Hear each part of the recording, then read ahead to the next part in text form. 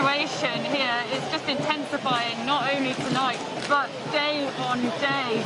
This is the 11th night of tear gas being fired at protesters here, and the number of people taking the streets is just growing.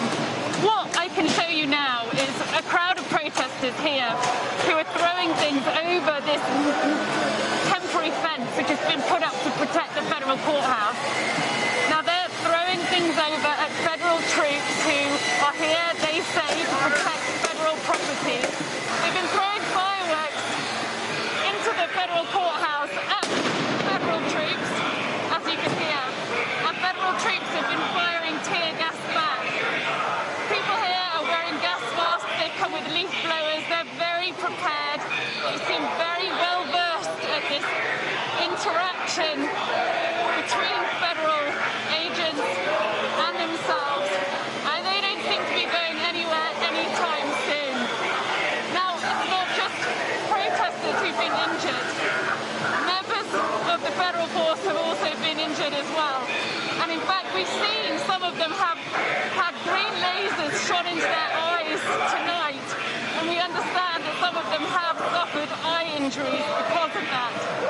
These protesters do seem to have a very coordinated process carrying out these protests at the moment. They know what they're doing, and they do not seem to be deterred by the tear gas and by the rubber bullets which are being fired at them now. Now, as you can see,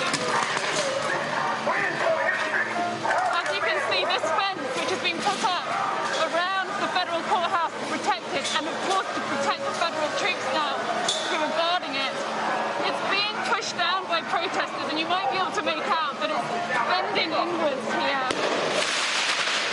Now, this is of great concern, because if that fence goes, there could be a very real threat to life here, because the number of protesters by far outnumber the number of federal officers here.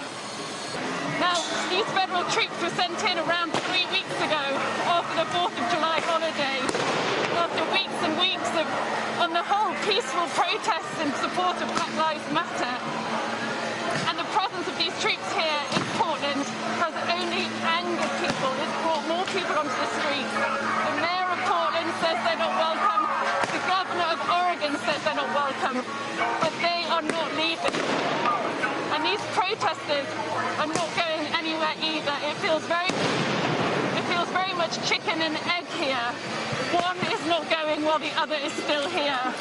It's hard to see how this is going to end, but it doesn't feel like it's going to end well.